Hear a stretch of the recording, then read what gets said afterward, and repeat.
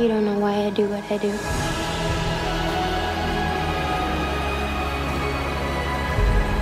We're not gonna lose.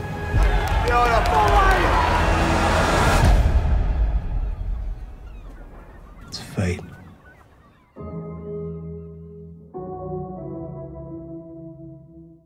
Jessica, Jeff in Las Vegas, good morning. How are you?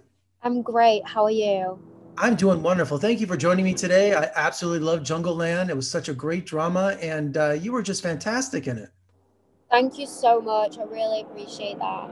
Sorry, this is like a helicopter. It's okay. It's Hollywood. That's what it's all about. Your character, Sky, she's a debt to be paid, a job for the Kaminsky brothers, but she's a lot more than they can handle, huh? Yeah, quite a lot more. And maybe even more than she even knows. I don't think she can even handle herself at times. Um, yeah, she definitely comes into their life in, one package, and then slowly it just keeps unraveling until, they're left with quite a different experience than they thought that they were setting themselves up for. And Sky is so difficult and flawed. Are you attracted to those kind of characters? Yeah, obviously. I mean, it's just such a better experience to play somebody that's complicated for me anyway. And I think, especially with this character, she is, like, how do you really have any sympathy for this person on paper? She is trying to get through life by manipulating people, and especially the two characters in this movie, and what is genuine about her, you know?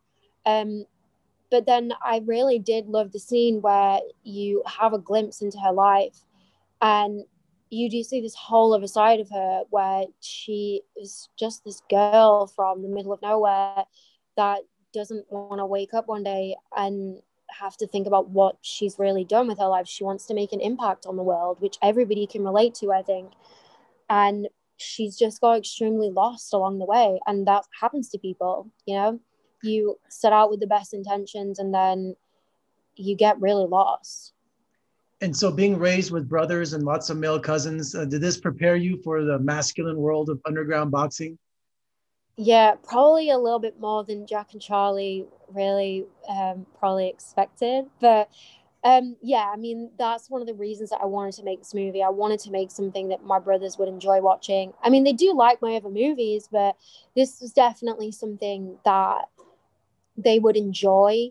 From the outside, it obviously looks like a movie about boxing, and they would be lured into it for that reason. But then inside of it, once you watch it, there's really a lot for anybody to learn about men, especially about working class men in America or anywhere in the world, and just how layered they are, how sensitive they are. And I really wanted them to watch something that I felt was going to have meaning to them in their lives. And yeah, I think Jack and Charlie probably at many points were like, we're all from the same part of England. So I can't recall another experience on a set where I was working with two actors where I was like, whoa, like I went to school with these guys, which meant that we had so much fun. But, we could definitely hold our own, the three of us, in any situation on a set. Well, Jack and Charlie, their chemistry as brothers was so convincing, but they reminded me of like George and Lenny. It was like of Mice and Men meets Fight Club. Yeah, definitely. That was a movie that the director referenced to us of what, one of his visions was for the movie, especially with their relationship. And dancing on stage in that school you broke into, that was such a quirky scene. Tell me about that. That's so funny because, I mean, this happens all the time. Like, whenever you do a scene like that, you're dancing to a song, which usually isn't the song that they can end up being able to afford. We actually, when we were filming, we were dancing to, wait, is it actually the same song?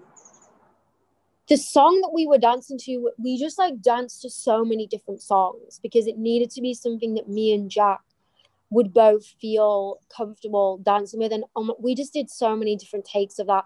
There's so many different versions of that dancing and so many different like dance routines that we did together.